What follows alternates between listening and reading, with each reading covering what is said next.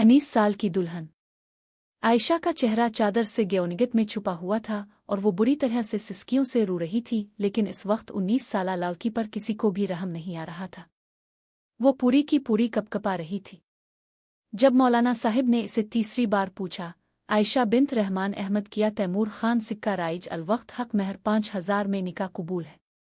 इस बार भी आयशा ने इकरार नहीं किया, लेकिन तैमूर खान की गजबनाक नज़र रहमान अहमद पर जाकर टिकी थी, जो कि इस वक्त बुरी तरह से कपकपा रहा था। झुर्रियों से भरे चेहरे पर आंसू तवातुर से बह रहे थे। इसने आयशा के कंधों पर हाथ रखा और कहने लगा, तुम्हारे बाप की इज्जत का सवाल है आयशा, कहो कि तुम्हें कबूल है अपने बाप की इज्जत रखने के लिए। आयशा ने रोते हुए कहा था। इसने ये निकाह कबूल है। जैसे ही जाबो कबूल हुआ, तैमूर खान बड़े गुस्से से खड़ा हुआ था और उसने आयशा की नाजुक पिलाई पकड़ी और इसे खड़ा किया। इससे पहले कि वो बेदर्दी से इसे अपने साथ लेकर जाता, रहमान अहमद उसके सामने आ गया और कहने लगा, देखो मेरी ये बच्ची बेकसूर है, इसके साथ कोई ज्यादती मत करना। तैमूर खान कहने लगा, मेरे लिए तुम्हारी बेटी सिर्फ बदले का सामान है, इसीलिए तुम मुझसे रहम की उम्मीद मत रखना। पूरी बरादरी में जिल्लत मुझे उठानी पड़ी है, इस माला यही बिक देगी और पिंचाई के फैसले को मद्देनजर रखते हुए तुम पूछने का हक नहीं रखते, तो मुझसे अपनी बेटी के मामले में कोई सवाल नहीं करोगे। समझो कि आज के बाद तुम्हारी बेटी तुम्हारे लिए मर गई। ये ना समझना कि इसकी रुखसती हो रही है, ये समझो कि इसका जनाजा उठ रहा है। बड़े गजबनाक लहजे में ये कहता हुआ वो आयशा की कलाई को पकड़े रहमान अहमद के घर से बाहर निकला था।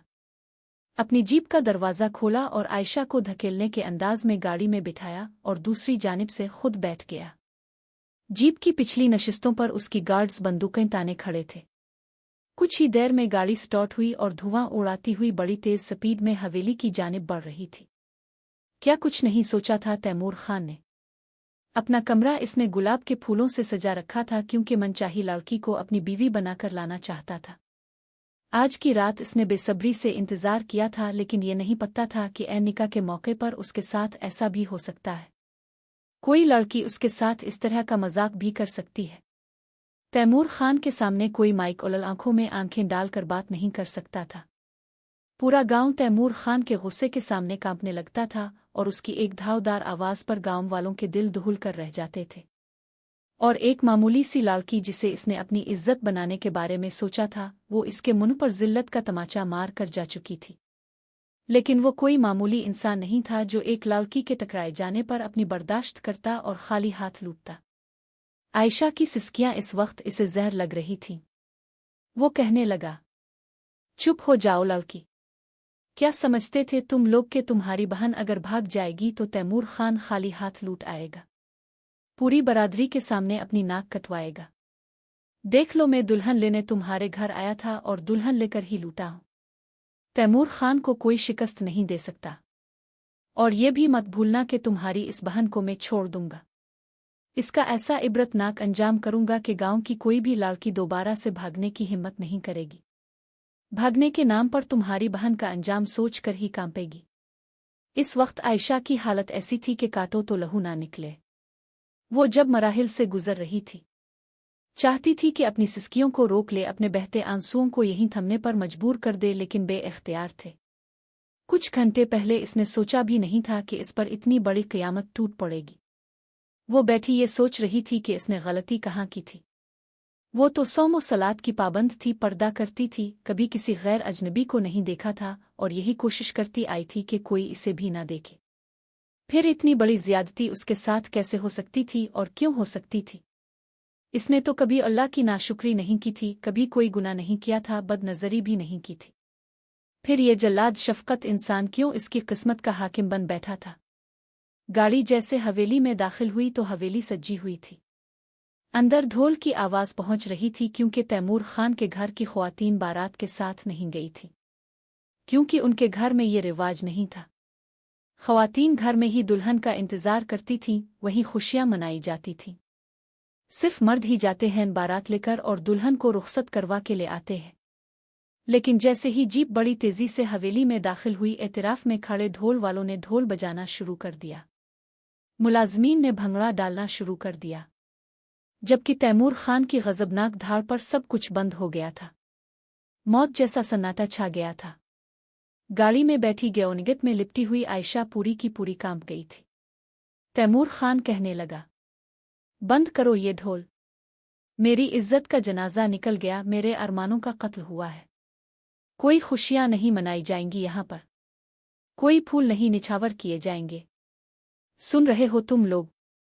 मुलाजमीन तो अपना सांस रोक कर खड़े थे।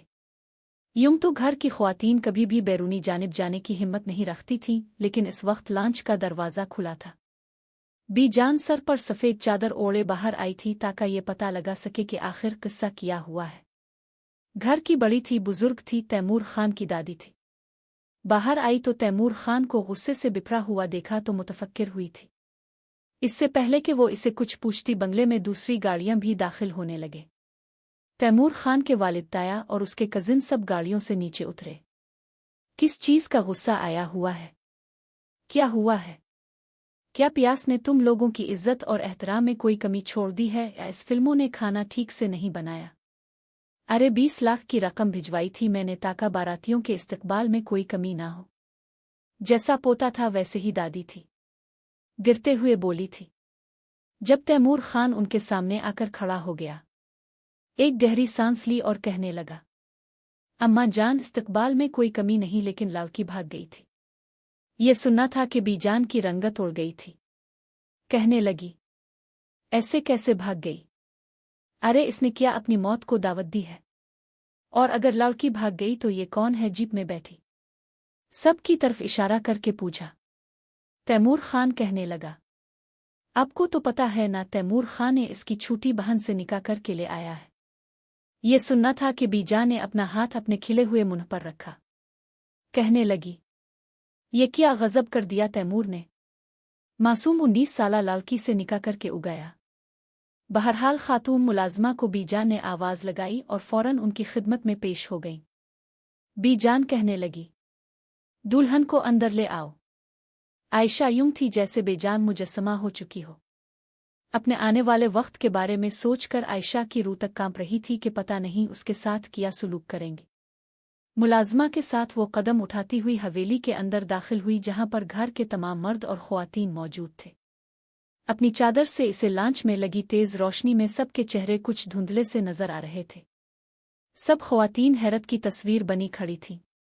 इतनी बड़ी जुर्रत कोई लड़की कैसे कर सकती है, जिसे तैमूर खान ने इज्जत देनी चाहिए थी, और वो इसे ठुकरा कर घर से भाग जाए। घर से भाग जाने का इसने सोचा तो सोचा, कैसे इतना बड़ा कदम उठाया? कैसे वो भी रहमान अहमद की बेटी ने, जो कि गांव की मस्जिद का इमाम था, और उसकी दूसरी बेटी इस घर की इज्जत बनाकर आई थी। कोई भी इसे इज्जत देने के लिए तैयार नहीं था, लेकिन बीजान ने कहा, बड़ी बहू, इसे मेरे कमरे में छोड़ कर आओ। ये मेरे कमरे में रहेगी जब तक के। बीजान की बात अभी मुकम्मल नहीं हुई थी कि तैमूर खान की धावदार आवाज़ पूरी हवेली में गूंज उठी थी। वो कहने लगा, नहीं बीजान, ये आज रात मेरे कमरे में जाएगी, और इस मामले में मैं किसी की बात नहीं सुनूंगा। बीजान का भी लहजा बुलंद हुआ था। वो कहने लगी, तैमूर खान, तुम भूल रहे हो कि तुम किसके सामने खड़े हो और किसकी बात का इख्तिलाफ कर रहे हो। आज तक तुम्हारे बाप और चचा की हिम्मत नहीं हुई कि मेरे सामने नजरें उठाईं, और तुम इससे ऊंचे लहजे में बात कर रहे हो, मेरी बात से इनकार कर रहे हो। क्या तुम्हारी नज़र में मेरी और मेरी बात की कोई अहमियत नहीं है? तैमूर खान कहने लगा, मैं इस वक्त बहुत गुस्से में हूं बीजान। मैं गुस्से से पागल हो रहा हूं, इसलिए मेरे और इस लड़की के बीच में मत आए। जो भी आज मेरे और इस लड़की के बीच में आया, मैं इसका लिहाज हरगिज नहीं करूंगा। हुसैन शाह अपनी वालिदा के पास आया। वो भी गुस्से में बिफरी हुई थी। इसने माँ का हाथ पकड़ा और उनके कमरे में ले गया। कहने लगा, अम्मा जान, आप इस वक्त शेर के मुंह में हाथ देने के बारे में ना सोचें। इसे होश नहीं है। बहुत जिल्लत बर्दाश्त की है इसने। पूरी बरादरी के सामने धोखा हुआ है हमारे साथ। इस लड़की के साथ जो वो करे वो कम है। इस वक्त अब कुछ ना कहीं तो बेहतर होगा। बाकी मेरा अब से वदा है कि तैमूर अब से अपने रवैये की मुआफ़ी ज़रूर मांगेगा। बीजान कहने लगी, इस लड़की का कोई कसूर नहीं है। कसूर उसकी बहन का है, और इसे हम पूरी सज़ा देंगे। वो कहने लगा, जब वो मिलेगी तो इसे इबरतनाक अंजाम देना पड़ेगा, वरना हर लड़की हमारे सामने सर उठाएगी और यही हरकत करेगी। लेकिन बख्शी ये लड़की भी नहीं जाएगी, क्योंकि अगर एक बहन भागेगी तो दूसरी बहन का हाथ भी इसमें जरूर होता है। वो लड़की अकेली इतनी बड़ी जुर्रत नहीं कर सकती थी। हुसैन शाह की बात सुनकर बीजान कहने लगी, तुम्हें पता है तुम किसके बारे में ये बात कर रहे हो? ये मौलवी रहमान अहमद की बेटी है। छोटी बेटी हाफिज कुरान है, बापर्दा लड़की है। मैं जानती हूं कि ये ऐसी नहीं। इसकी बड़ी बेटी वैसे भी अपने बाप की एक नहीं सुनती थी। मुझे तो वो शुरू से ही पसंद नहीं थी, लेकिन तैमूर की जिद की वजह से मैं चुप हो गई।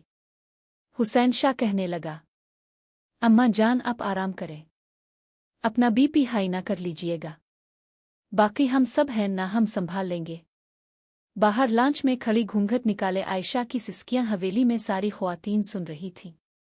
फिर बड़े नागवार अंदाज से बुरी बेगम ने इसके हाथ की कलाई पकड़ी और इसे तैमूर खान के कमरे में ले जाने लगी। एक एक कदम आयशा पर भारी गुजर रहा था। पता नहीं वो शख्स इसके साथ क्या सलूक करता, इसके साथ कैसे पेश आता। वो कुछ भी तो नहीं जानती थी। इसका दिल इस कदर जोर से धड़क रहा था, खौफ के मारे इसका रोम रोम कांप रहा था।